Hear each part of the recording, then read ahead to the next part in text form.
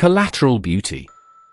Collateral Beauty was directed by David Frankel and features a great cast consisting of Will Smith, Edward Norton, Keira Knightley, Michael Pena, Naomi Harris, Jacob Latimore, Kate Winslet, and Helen Mirren. The film saw a weak audience reaction and poor reviews from critics. What is Collateral Beauty? The very idea of collateral beauty is that no matter how dark or difficult the moment is, there is something beautiful happening right there. You just have to look, you just have to see it. Put more simply, it is every cloud has a silver lining. Howard believed that humans are here to connect with each other, and he argued that there were three elements that connect every human being on this earth: love, time, and death. He based this theory on the fact that all humans desire to feel love, long for more time, and fear death. Plot: Howard is a successful advertising executive and runs his company with his partners Whit, Claire, and Simon. Howard is happily married and has a daughter. When his daughter turns 6, she dies from a rare form of cancer. Depression. After this, Howard suffers a nervous breakdown. He becomes clinically depressed and is unable to deal with any of his relationships. He breaks ties with his wife, after writing her a note that reads, "If only we could be strangers again." His wife tries to work with Howard, but is unable to communicate. Over the years they keep in touch. She herself is finding her way to come to terms with reality. In the hospital, just before her daughter dies, death visits her in human form.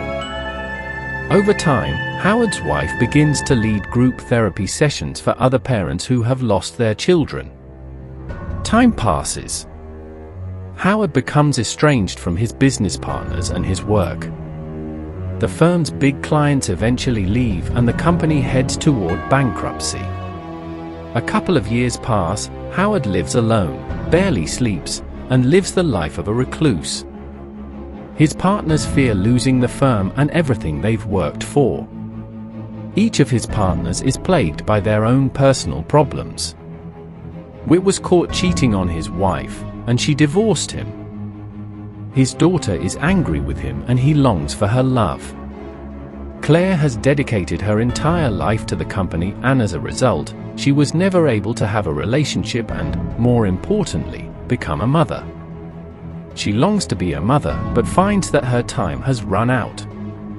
Simon has cancer and is dying. But he doesn't want to tell his family for fear of the consequences. A corporation is interested in buying the company, but Howard owns 60% and refuses to sell. His partners, however, are desperate to sell. Love, time, death. Well, Amy, Rafi, and Brigitte are actually love, time, and death as human manifestations. So, they're not actors. Love, by the way, goes and lines up for an audition for a new commercial. She talks to Whit and changes the line from "Life is found when you shed your skin" to "Shed your skin, find your life." She leaves and Whit follows her. She goes into a small theater where she begins rehearsing lines with time and death. Whit sees them, is impressed, talks to them, and leaves. Love has led Whit to meet the trio, and death tells her, "Well done." Whit's idea.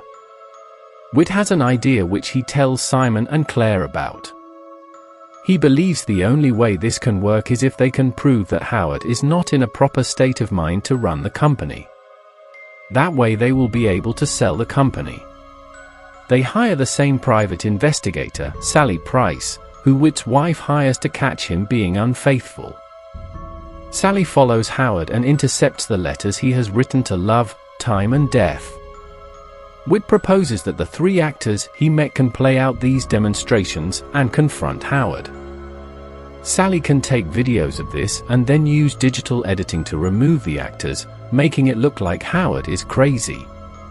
They approach who they believe to be the actors Amy, Rafi, and Brigitte. They offer them money to play their roles. The actors accept. In a scene when they film Howard with the letters, they cannot use this test, because it would be reversed. The letters would be used as a therapy methodology, so if you have a situation of depression, write. Death mentions the rules here. We have the power to be seen by whomever we want, whenever we want. This rule is already in play. Whit, Claire, and Simon can already see love, time, and death. Whit yearns for love, Claire feels like she's fighting time, and Simon is getting closer to death. Each one needs guidance. Howard needs help from all three. Also, Sally is able to see love, time, and death, though we don't know why. Meanwhile, Howard attends the support group sessions led by Madeline. Here's the weird part. Howard already knew Madeline and hasn't forgotten her, but he acts like she's a stranger. He's so shattered by what happened to his daughter that he really feels like they're strangers again. Over time, he's somehow convinced himself that treating Madeline like a stranger is the only way he can talk to her. Madeline understands his need to do so and plays along, too. After the session, they talk. Howard asks for her name. She goes on to say, "My daughter's name was Olivia. She died from a rare form of brain cancer known as glioblastoma multiforme. She was 6 years old." What was her daughter's name, Howard? This is Madeline pushing Howard to confront his reality. He can't get there on his own. Howard ends up running away. He can't tell his reality. Plan in action. As the days go by, love, time, and death meet Howard in turns. In his condition, he might have believed that even the actors were manifestations. But in this case, they are actually manifestations speaking to him.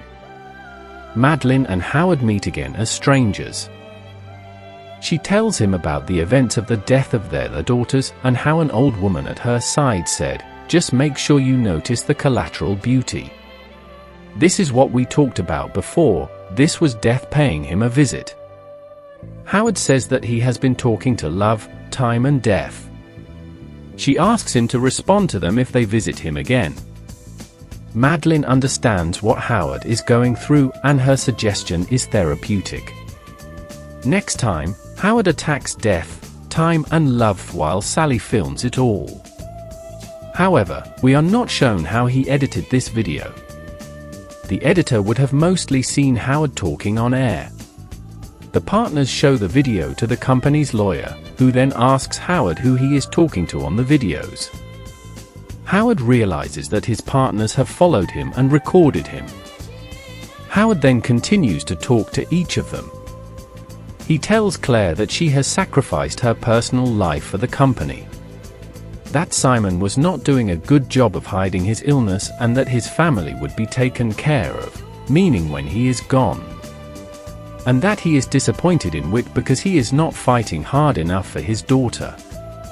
This is Howard coming out of his depressed state, maybe due to his encounters with Madeline. He quickly signs the papers agreeing to sell the company. Howard had also put some of his property into a trust in his daughter's name.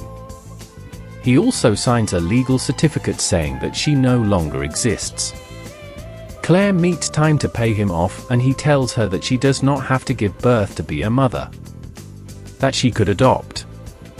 Whit meets her daughter and persists this time, and she agrees to meet him again the next day. Simon tells his wife about his condition. The revelation. Howard ends up at Madeline's asking if he could spend Christmas Eve with her. She lets him in. He's simply been chosen to avoid facing that. As a stranger, he asks Madeline if she's been crying. She says she was watching an old video of her daughter dancing with her husband. She asks if she could show it to him. Howard says no. She repeats that her daughter's name was Olivia and how she had died. She hands him back the note that says, "If only we could be strangers again." We are then shown a video of Howard playing with Olivia that reveals he is the husband. Madeline finally gets Howard to say Olivia's name, and he breaks down as he accepts the reality of his dead daughter. As a quick flashback, we are shown Death telling Madeline to notice Collateral Beauty.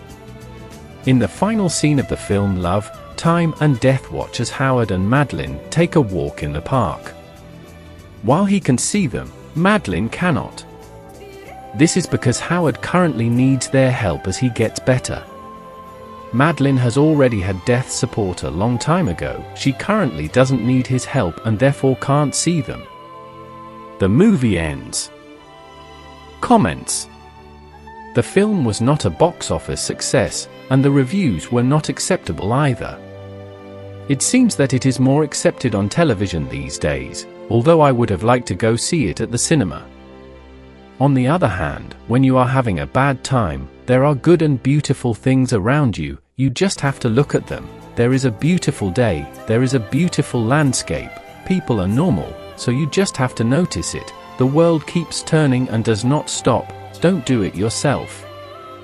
Just remember, wherever you are, or however you are, don't forget to be happy, that's what life is about.